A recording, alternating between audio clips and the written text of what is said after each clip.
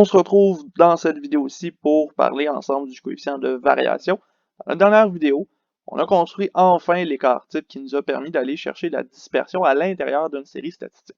Par contre, à la toute fin, on s'est rendu compte que si on voulait comparer deux séries statistiques, étant donné qu'on se fie à la moyenne, donc on se fie à l'amplitude de nos données, on n'est pas capable vraiment de comparer deux séries statistiques distinctes avec seulement l'écart type.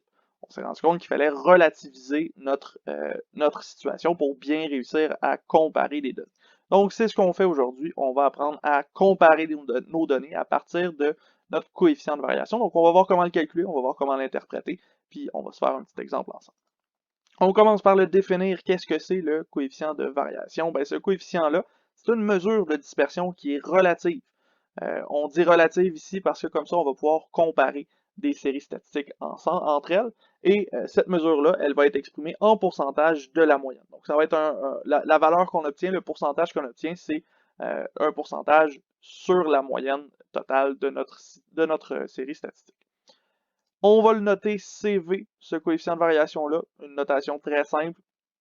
Et ici, contrairement aux autres données qu'on a, aux autres mesures qu'on a pour les dispersions, on n'a pas besoin de faire une distinction entre l'échantillon et la population.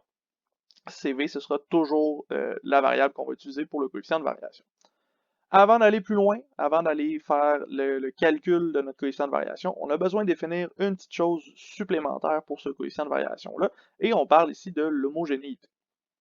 On va définir homogène ici pour un attribut qu'on va donner à une série statistique. En effet, homogène, c'est quelque chose qu'on va dire d'une série statistique dont le coefficient de variation est inférieur à 15%.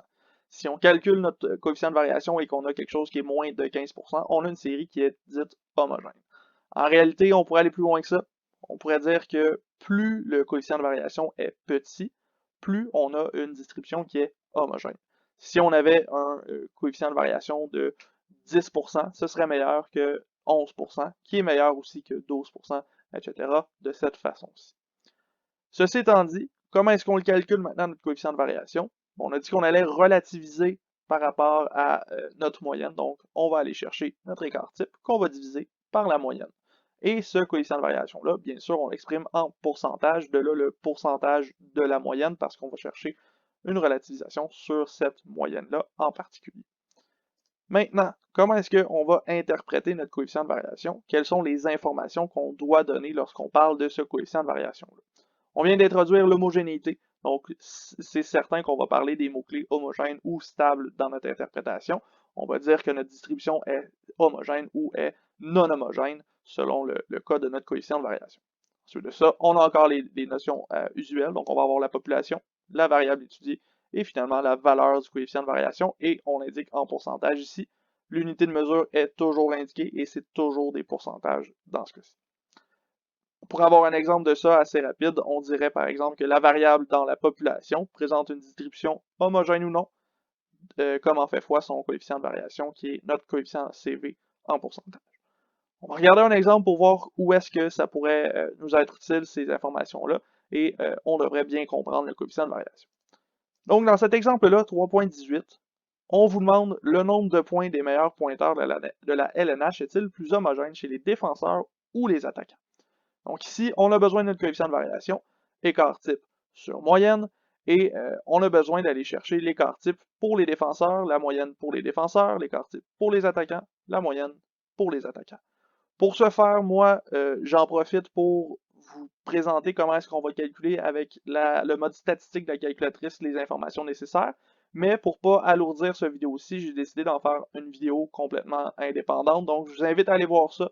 Vous allez avoir dans la description le lien direct vers cette vidéo supplémentaire-là qui va nous expliquer comment est-ce qu'on est allé chercher avec la calculatrice les écarts types et les moyennes pour chacune de nos distributions.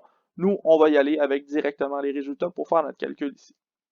Donc, on sépare en deux, on a les attaquants d'un côté, les défenseurs de l'autre, et on cherche le coefficient de variation de chacune de nos distributions pour savoir laquelle est la plus homogène.